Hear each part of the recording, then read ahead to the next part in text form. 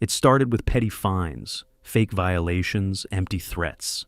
Then they showed up at my door, badges flashing, voices firm, told me I was under arrest, said I had violated HOA regulations.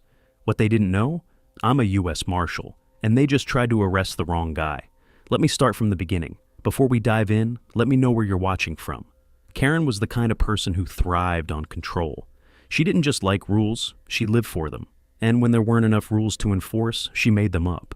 I should have known she'd be a problem the first time I met her. But I had no idea just how far she'd go to try and control me. It started small, a letter in the mailbox. The envelope was crisp, the HOA logo stamped at the top in pretentious gold lettering. Dear homeowner, you are required to register your property under the Oak Ridge HOA and comply with all community guidelines, including monthly dues and maintenance fees. I almost laughed. Required? That was funny, considering I had specifically chosen this property because it wasn't part of any HOA. I flipped to the second page. A fine. $250 for failure to maintain property aesthetics. I glanced at my yard, freshly cut grass, a clean driveway, my truck parked neatly by the house. What exactly was I failing to maintain? I tossed the letter in the trash and moved on with my day. Then, another letter arrived. And another. By the end of the week, my mailbox was stuffed with violation notices. $100 for unauthorized exterior modifications. Nothing had changed. $150 for excessive noise disturbances. I worked late shifts. I was barely home. $200 for failure to submit a landscaping plan. I didn't even know that was a thing. Karen wasn't just making up violations. She was testing me, seeing if I'd roll over and pay.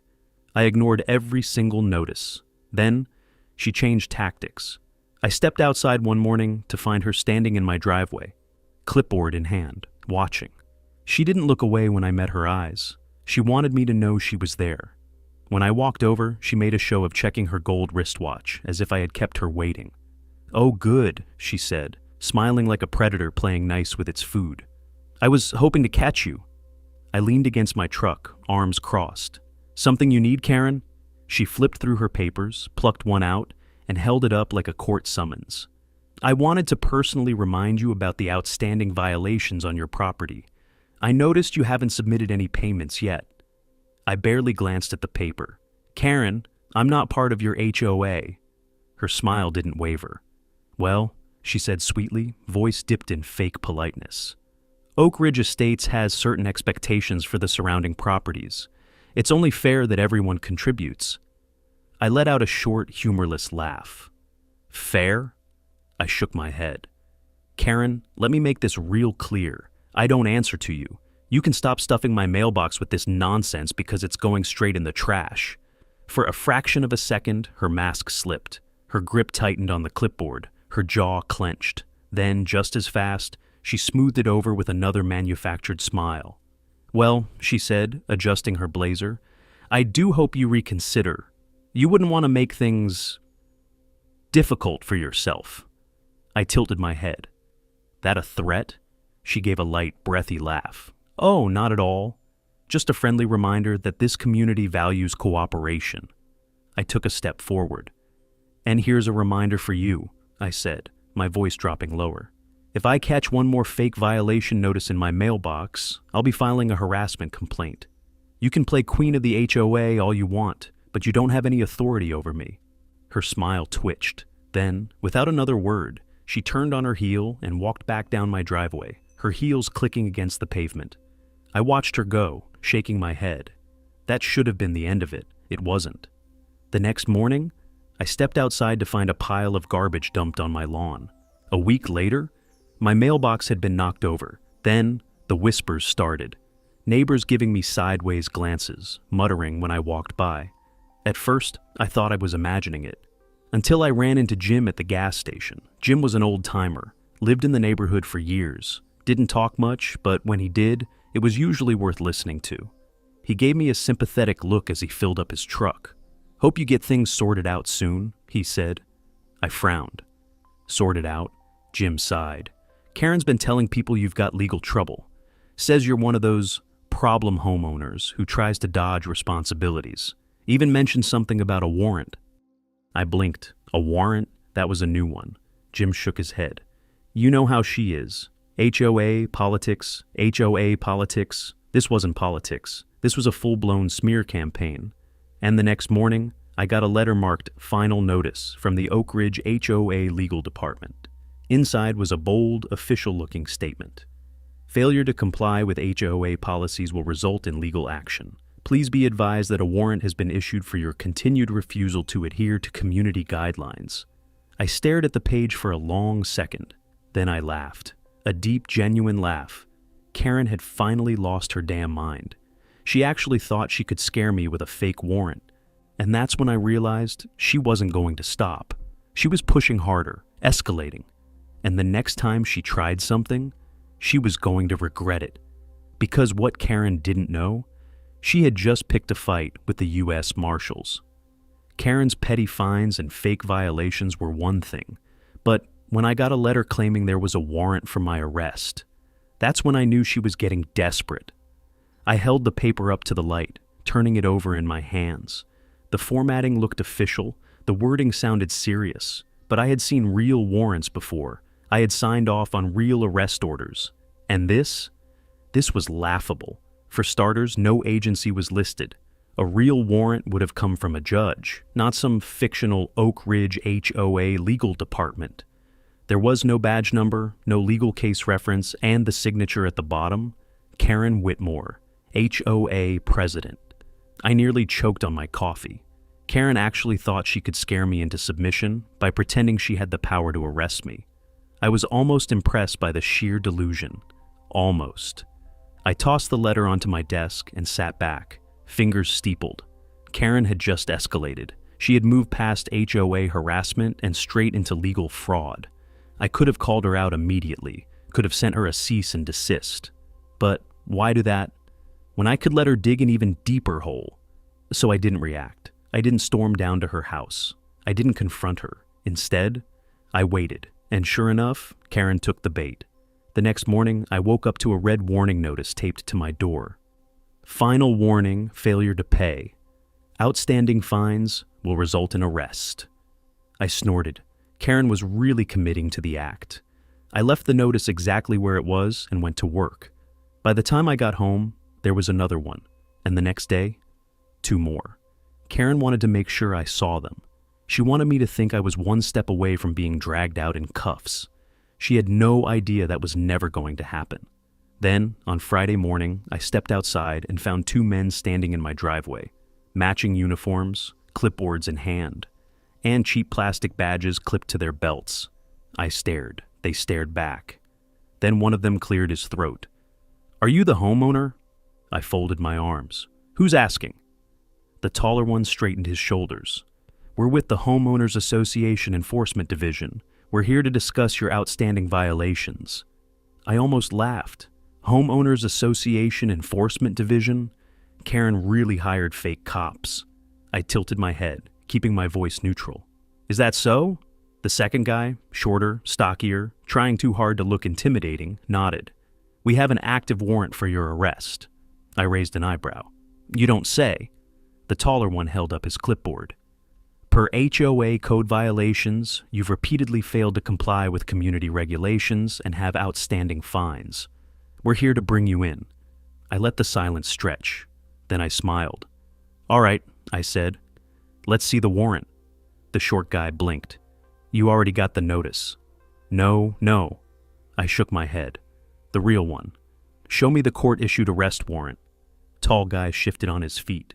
"Well, the HOA board issued it."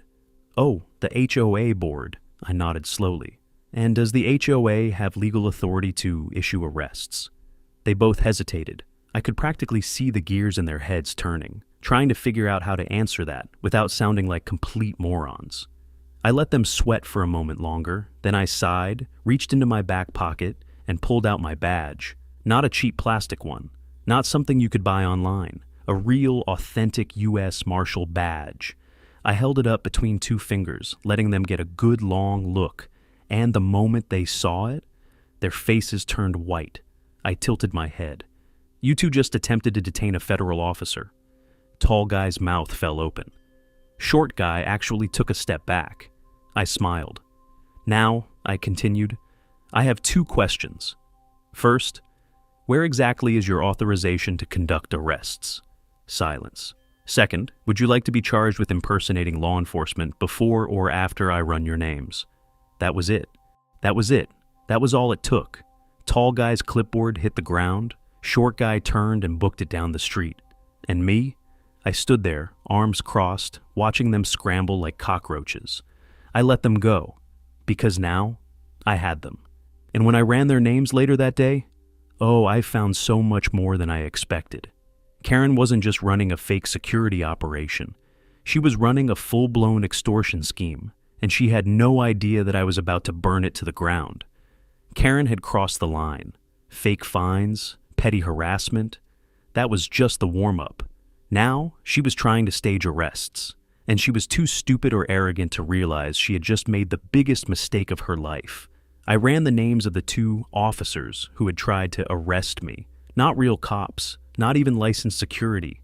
They were part of a phony private security firm Karen had put together, a bunch of rent-a-cops playing dress-up. But that wasn't the worst part. They had been pulling this scam on multiple homeowners, and somehow, it had worked. I started digging through public complaints, legal filings, and HOA financial records. Turns out, Karen's little HOA enforcement division had been doing this for months. She wasn't just faking violations, she was running a full-blown extortion racket.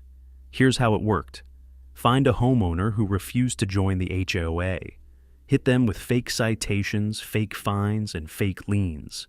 If they ignored them, escalate, send the HOA police to scare them.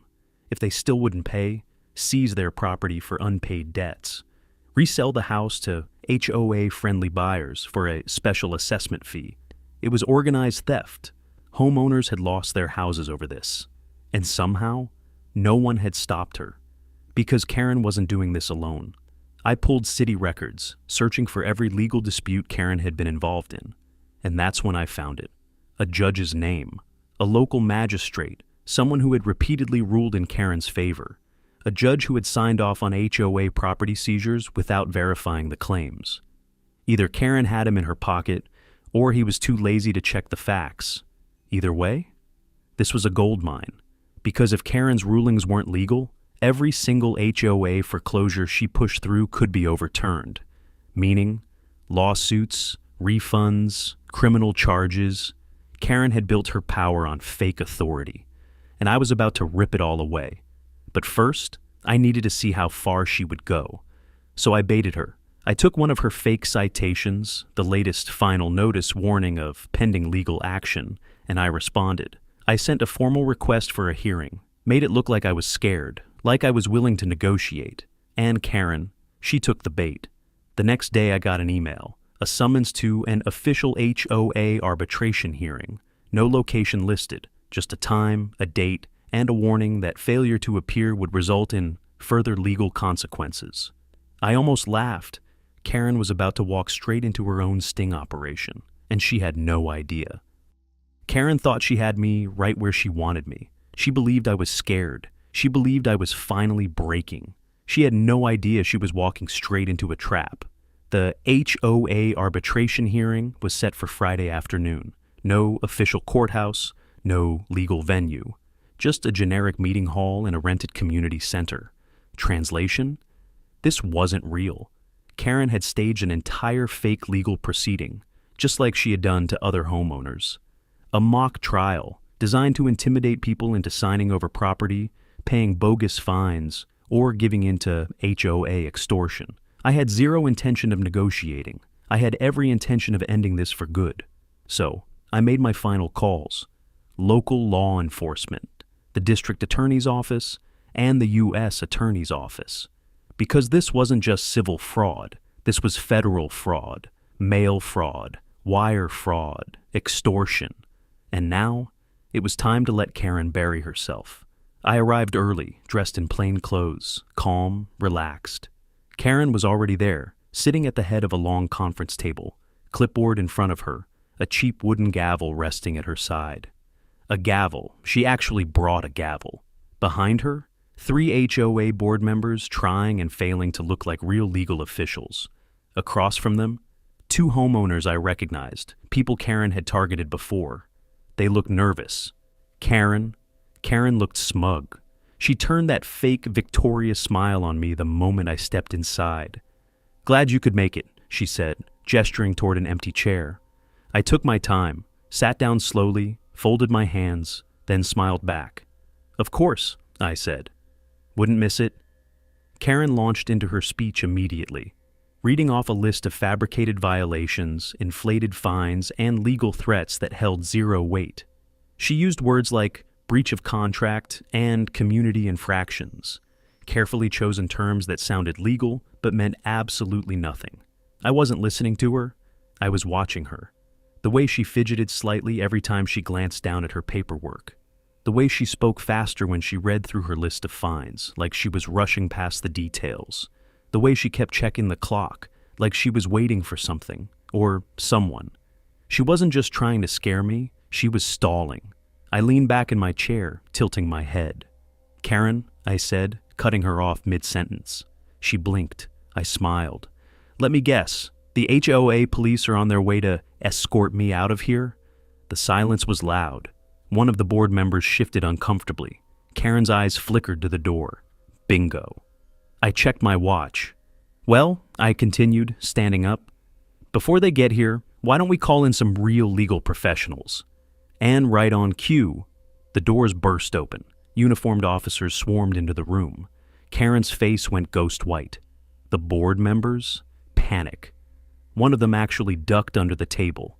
And behind the officers, the assistant U.S. attorney, a woman with zero patience for HOA scams and a stack of legal documents ready to bury Karen alive.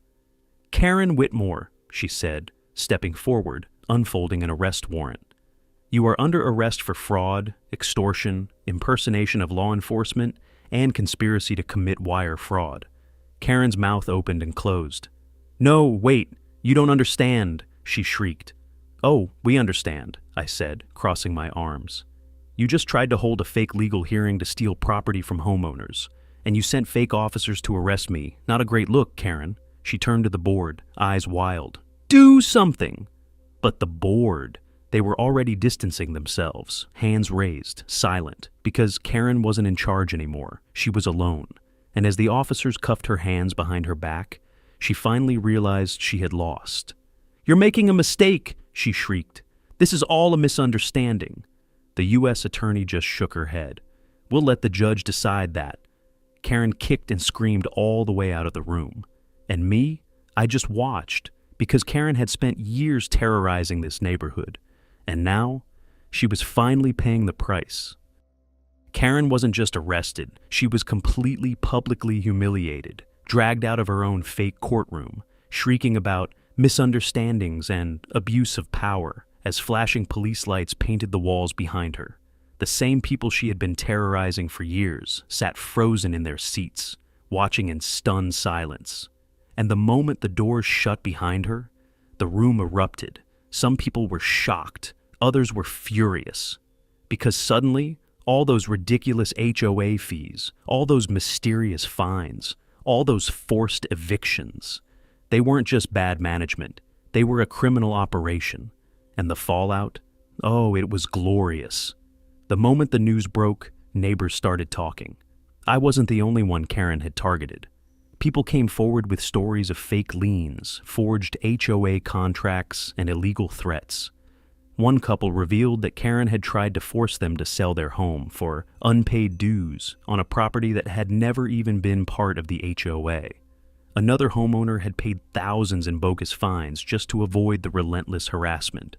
Karen had spent years weaponizing the HOA, and now she was done.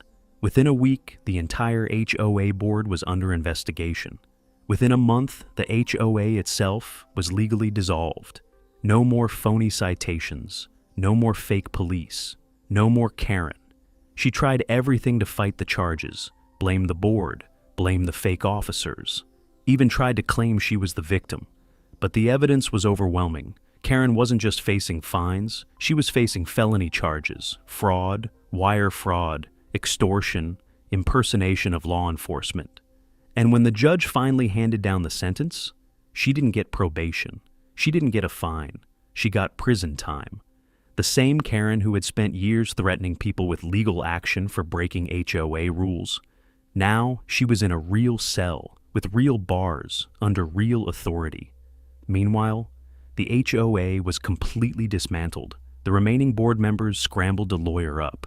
Every homeowner who had been scammed out of money got their refunds. The families Karen had pushed out of their homes filed lawsuits against her. And me? I was finally free. No more HOA, no more harassment. Just peace and quiet. And every time I walked past Karen's old house, now up for sale, stripped of its power, just another property on the market, I couldn't help but smile, because in the end, she thought she was untouchable. But she never saw the real law coming for her.